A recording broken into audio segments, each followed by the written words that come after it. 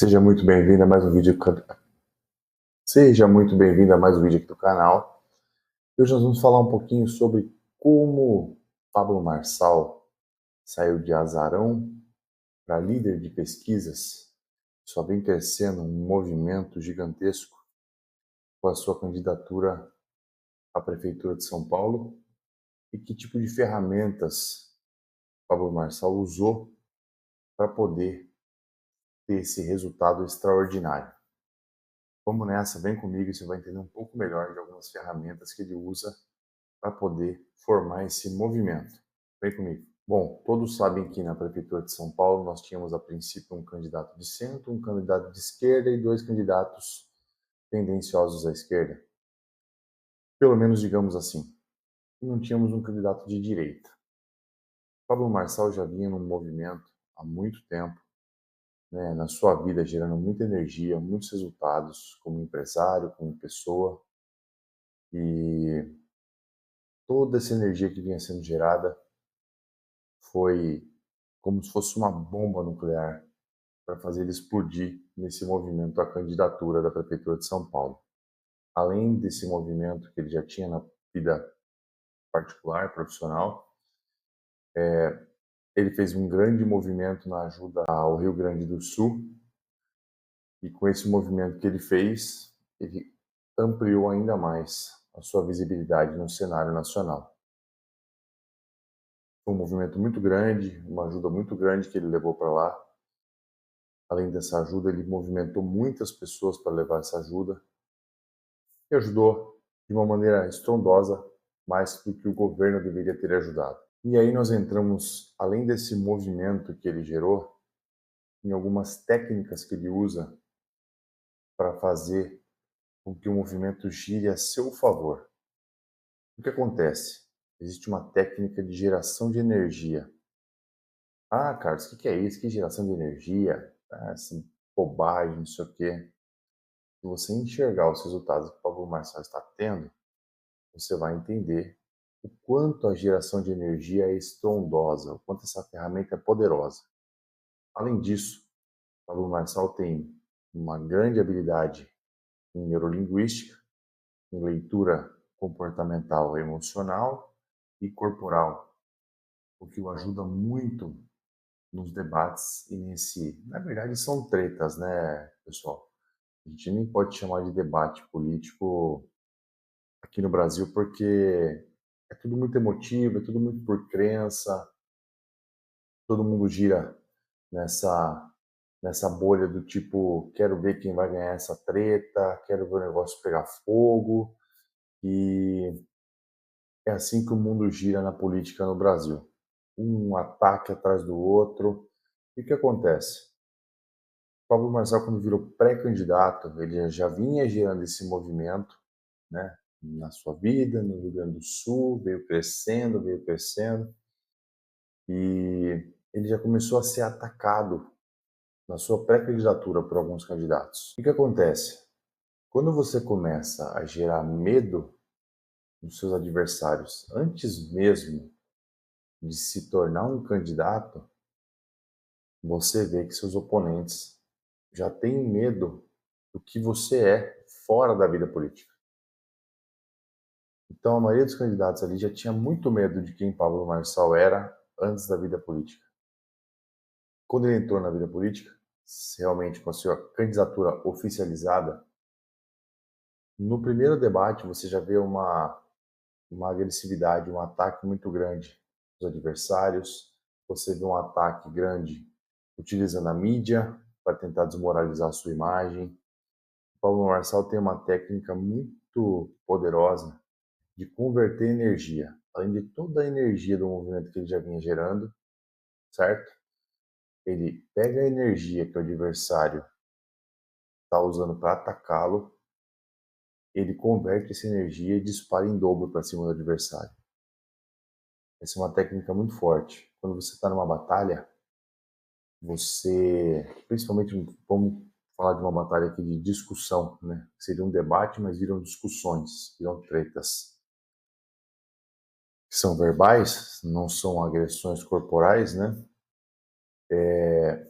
Vence quem tem mais resistência, mais energia e mais controle emocional até o fim. E ele tem uma vantagem muito grande sobre os seus adversários nesses quesitos.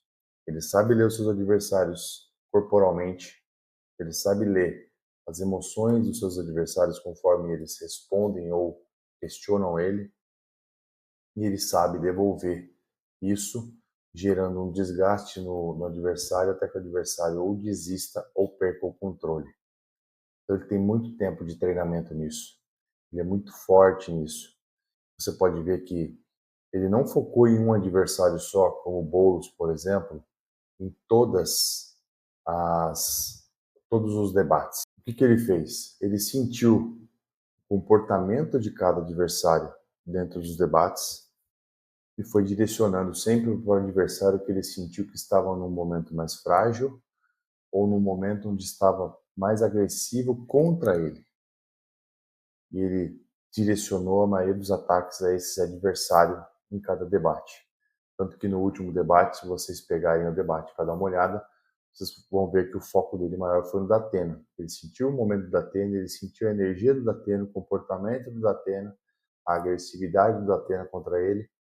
Ele focou no Datena até o Datena perder o controle e querer partir para a agressão para cima dele. Então esse controle comportamental, controle de neurolinguística, corporal, de emoção, é muito, muito forte, muito poderoso quando você fala desse tipo de debate, desse tipo de confronto. Além disso, tem toda uma simbologia que gera uma energia e leva as pessoas para o lado dele.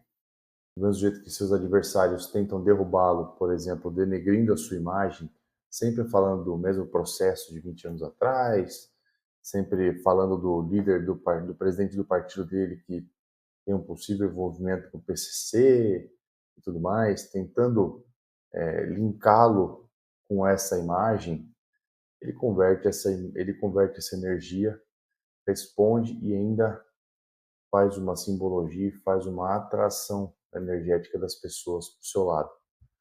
Então ele desenvolveu vários símbolos, né? O boné com o M de Marçal, o boné que ele usa nos debates, que é literalmente para demonstrar um desprezo, uma chacota, aquilo ali com seus oponentes políticos, demonstrando que aquilo ali é ridículo, porque eles não estão ali para debater algo sério ou sincero para o povo, eles estão ali simplesmente para tentar atacar e destruir a imagem do oponente.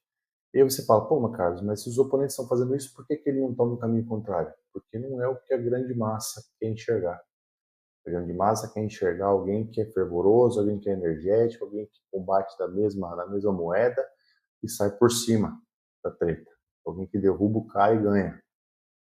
Entendeu? É isso que é a política no nosso país, como o povo enxerga. Seria muito excelente, seria maravilhoso enxergar um debate coerente, enxergar um debate onde os políticos vão ali, propõem os seus planos de ação, os seus planos de prefeitura durante os próximos 4 anos, demonstram seus projetos, explicam como vão converter esses projetos de forma de sucesso, né? Vão ser bem-sucedidos em fazer essa proposta acontecer, esses projetos acontecerem, mas é isso que acontece. Na política nunca aconteceu, não é agora que isso vai mudar. Espero que num futuro não tão distante isso mude. Mas voltando aqui às simbologias, nós falamos do boné, por exemplo, que demonstra um desprezo contra os oponentes naquele cenário de debate político, onde tudo deveria se parecer pomposo, tudo deveria se parecer coerente, centrado, e não é, a gente sabe disso. Ele desenvolveu a simbologia do anel, que é o anel de compromisso com São Paulo, a simbologia do relógio, que ele ganhou do garoto, que ele se comprometeu a batalhar pelas crianças, a simbologia do M, que ele faz, até quando seus adversários estão questionando ele ou respondendo, a câmera está mostrando ele ali nesse aguardo, ele está lá fazendo, está lá gesticulando, gerando energia, chamando o povo para o seu lado, e é uma tática que os oponentes não sabem aplicar. Os oponentes não têm essa frequência, não têm essa energia. E aí eles acabam partindo para o quê? Para agressividade, porque eles se descontrolam, eles não têm esse controle emocional. Eles não estão preparados da mesma maneira que ele para esse tipo de embate. Eles estão acostumados a se xingar, a trocar tapa e sempre manter aquela posezinha ali bonitinha. E ele veio como um cara que é um cara do povo. É um cara que veio de uma família simples, é um cara que gera um outro movimento de muita força e muita energia indo à rua, foi andar de bike, foi andar com os boys de moto, foi lá jogar bola com os garotos da periferia, vai aqui, vai ali. Um cara que se movimentou muito para fazer essa explosão. E, para ajudar, gerou um descontrole nos seus adversários, que entraram com um processo e derrubaram suas contas na rede social. Isso fez com que eles dessem um tiro gigantesco no pé, porque gerou um movimento ainda maior. Foi quase que, lógico, não colocando a vida dele em risco, como aconteceu com o presidente Bolsonaro, mas foi quase que no mesmo sentido. Foi como se Pablo Marçal tivesse tomado uma facada.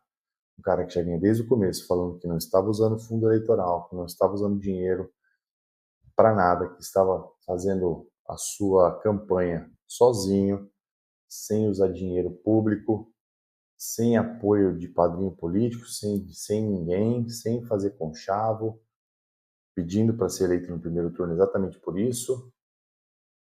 E aí, do nada, tiram as suas contas da rede social do ar, das redes sociais do ar, e ele cria uma conta em menos de 24 horas, já tem mais de 2 milhões de seguidores, e um engajamento nessa conta muito maior do que o engajamento que estava tendo nas outras contas todas juntas.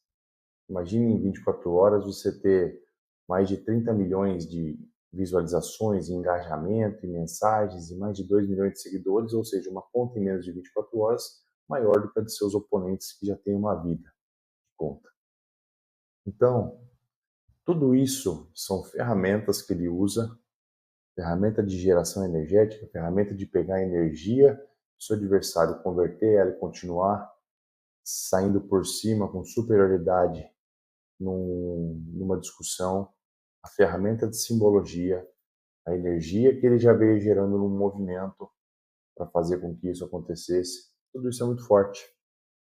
Tudo isso gera um impacto muito grande e um medo muito grande nos adversários. Por isso que eles começaram a usar toda a mídia buscando fazer com que os jornalistas e tudo mais já estivessem centrados em fazer perguntas que pudessem denegrir a sua imagem e não perguntas que falassem sobre suas propostas. Você pode ver em praticamente todos os locais que ele foi fazer entrevista de redes nacionais, de jornais, televisão, grande maioria, até podcasts, né? Alguns podcasts, a grande maioria tentou atacá-lo dessa maneira para tentar denegrir a sua imagem.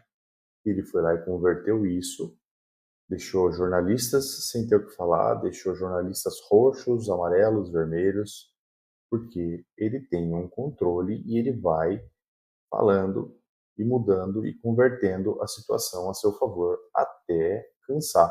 Ele não desiste, ele já tem isso muito bem treinado. Então fica difícil, sem ter alguém com um treinamento comportamental tão forte, conseguir competir com um cara como ele.